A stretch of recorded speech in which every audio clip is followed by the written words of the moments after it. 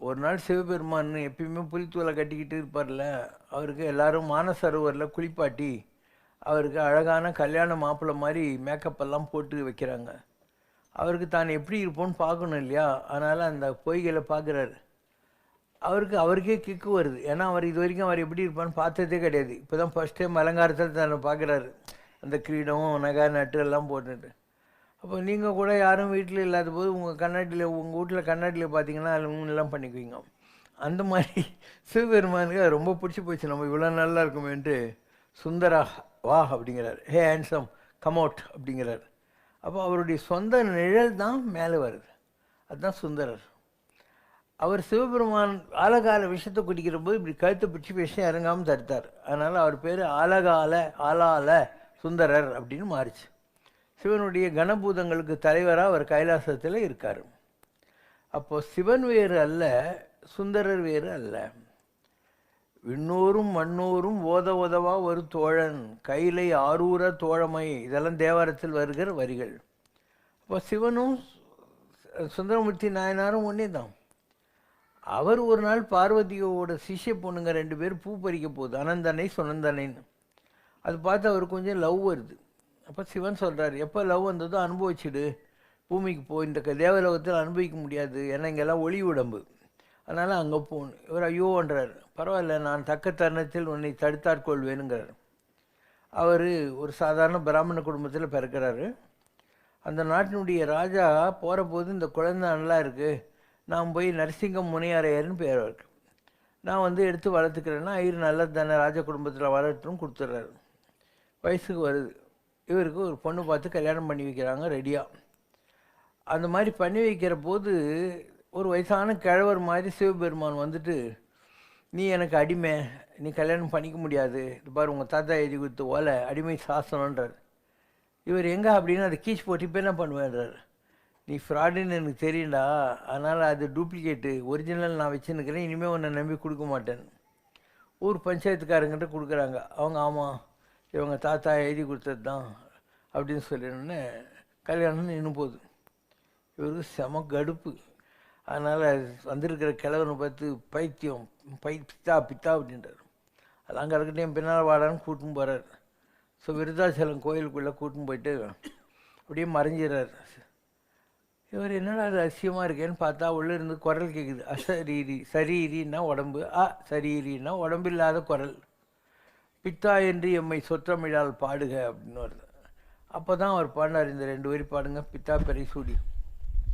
பித்தா பிறை சூடி பெருமானே அருளாளா எத்தான் மறவாதே நினைக்கின்றேன் மனத்துன்னை வைத்தாய் பெண்ணை தென்பால் வெண்ணை நல்லூர் அருள் தூரையுள் அத்தா உனக்கு ஆளாயினி அல்லே நிழலாமே. இந்த சாமியை பார்த்துட்டு இந்த பாட்டை அவர் பாடுறாரு. அதுக்கப்புறம் இங்கே திருவாரூரில் ஒரு பொண்ணை கல்யாணம் பண்ணிக்கிறார். அதே மாதிரி திருவொத்தியூரில் ஒரு பொண்ணை கல்யாணம் பண்ணிக்கிறார். ஏன்னா அவங்க தான் நிஜமாக அங்கே மேலே இருந்து இவரை கல்யாணம் கட்டிக்கிறதுக்காக பிறந்திருக்கிறவங்க. ஸோ அந்த இதெல்லாம் முடியுது. அதுக்கப்புறம் நான் சொன்ன கலிக்காம நாயனார், இப்படி எல்லாருடைய அனுபவங்களையும் முடிச்சுக்கிட்டே வர்றாரு. இவருக்கு பசின்னா சிவபெருமானே போய் மடப்பள்ளி சாப்பாடு உனக்கு வேணான்னு சொல்லி 4 வீட்டில் அவரே போய் பிக்ஷாவந்தனம் பண்ணின்னு நல்ல சாப்பாடு கொடுப்பாரு. காசு இல்லைன்னு சொன்னால் காசு கொடுப்பாரு. இவர் ஐயோ இதை நான் எடுத்துன்னு போனாக்கா திருடனுங்க பிடிங்குவாங்க, நான் இங்கே மணிமுத்தாரில் போடுறேன், எனக்கு திருவாரூர் கமலாலி தெப்பக்குளத்தில் கொடுன்னுவார். அதுக்கு கொடுக்கறதுக்கு முன்னாடி நீ கரெக்டாக தான் கொடுக்குறீன்னு நான் சாம்பிள் வச்சுக்கிறேன்னு வயிற்றில் மச்சு கட்டிக்குவார் சாம்பிளை. அவர் கமலாலயத்தில் கொடுப்பாங்க, அதே தாங்கிற மாதிரி. இப்படி ஒவ்வொரு நிமிஷமும் இவருக்கு எதெல்லாம் வேணுமோ சிவன் ஒரு மோர் தென் அ ஃப்ரெண்ட் இவருக்கு கொடுத்துக்கிட்டே இருந்தார்.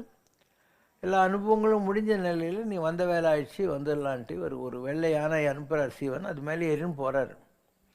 அவருடைய க்ளோஸ் ஃப்ரெண்ட் இருக்கார் சேரமான் பெருமாள் நாயனார். அவரும் சாதாரண பக்தர் இல்லை, எப்போ பாரு கடவுளுடைய நினைப்பிலேயே இருந்து கொண்டு இருக்கக்கூடிய ஒரு உத்தமமான சிவபக்தர். இவர் போகிறாருன்னு ஐயோ என்னை விட்டு பெரிய ஃப்ரெண்டு அப்படின்றார். அப்போது ஒரு குதிரை காதில் அவர் பஞ்சாட்சர மந்திரத்தை ஓதி சேரமான் பெருமன்னாலும் குதிரை மேலே போயிடுங்கிறார். கீழே ஔவையார் உட்காந்து பூஜை பண்ணிகிட்டு இருக்கா. பிள்ளையாரே அவங்க 2 பேர் போகிறாங்களேன்னு, பிள்ளையார் நீ ஒழுங்காக பூஜை பண்ணுன்றாரு. நம்ம பூஜை பண்ண உடனே யானை தும்பிக்கை தூக்கி அடிக்கிறாரு. இவங்க 2 பேருக்கு முன்னாடி கைலாசத்தில் போய் ஔவையார் உட்காந்துன்னு இருக்கான். இப்படி பக்தர்களுடைய வாழ்க்கையில் கடவுள் ரொம்ப ரொம்ப இதெல்லாம் பண்ணுறான். இதுக்கு 4 நிலைன்னுவாங்க. சாலோக, சாமீப, சாரூப, சாயுஜ். முதல்ல கைலாசத்தில் சிவங்கொடியே இருந்தால் அதுக்கு பேர் சாலோகம். பூமிக்கு அனுப்புகிறாங்க இல்லையா, ஏதோ ஒரு அசைன்மெண்ட் பேசிஸில், அதுக்கு சாரூபம், தன்னுடைய ரூபமாகவே அப்படின்னு. கடவுளை நெருங்கணும். இவர் அணுக்கு தொன்றாக இருந்து சிவன்கிட்ட அவர் விஷம் குடிக்கிறவ பிடிச்சார்ல, அது சமீபம். இந்த பூமிக்கு வரார் இல்லையா, கடவுளுடைய பிரச்சாரமெல்லாம் பண்ணுறதுக்கு, அது சாரூபம்.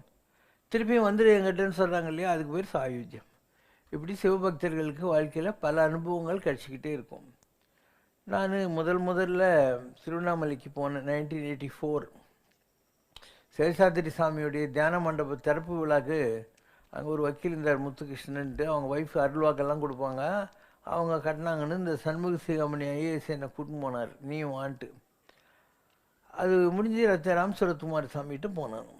ராம் சரத்குமார் சாமி நடுவில் நின்று என்னை ஒரு சுற்றுனார். நான் 3 சுற்றினேன். நான் ஒரு தானே சுற்றுன்னு சொன்னேன். I have so much sins அப்படின்னு. My son I tell you you know sins அப்படின்னு. மகனே உனக்கு நான் சொல்கிறேன், உனக்கு எந்த பாவமும் கிடையாது அப்படின்னு. அவர் எதிரில் உட்காந்து எதிரில் உட்காந்தோம். இன்னும் the story of Sundaramurthy Nayanar அப்படின்னா, நம்ம தெரிஞ்சாலையும் மகான்கள்கிட்ட சுமக்கணும். அவர் சுந்தர கதையெல்லாம் சொல்லிவிட்டு, Sivasankara your Sundaramurthy Nayanar, this is the time when my father Arunachala wants to take you back into his fold அப்படின்னார். திருப்பியும் உன்னை கடவுள் தடுத்தார் கொள்கிற நேரம் இதுதான் அப்படின்னு சொன்னேன். அதுக்கப்புறம் your ஆதிசங்கராச்சாரியா, you are chanting Bhajagovindam, Bhajagovindam. Now you become Govinda yourself. So keep chanting my father's name and do his work அப்படின்னார். நீயும் கோவிந்தா கோவிந்தான்னு சொல்லி கடவுளுடைய வேலையை செஞ்சுக்கிட்டே இரு அப்படிங்கிற வார்த்தையை சொன்னார். இது ஒரு உதாரணம். இதுதான் தக்க தருணத்தில் தடுத்தார் கொள்ளுதல்ங்கிறது. இப்படி வாழ்க்கையில் எவ்வளவோ அனுபவங்கள் வரும். கடவுளை தேட தேட நீ தடுத்து அடிமை கொண்டு பாரமாய பழவினை அறுத்து அதுக்கப்புறம் தன்னை நினைந்துருக தருகின்றான். அவனை நினச்சிக்கிட்டு அவனுக்கு உழைக்கிற ஒரு ஆனந்தத்தை கடவுள் கொடுப்பார். இப்படி தான் வாழ்க்கை அமைகிறது. ஸோ எல்லார் வாழ்க்கையிலையும் ஏதோ ஒரு நேரம் கடவுள் அவர்களை தடுத்தால் கொள்வார்.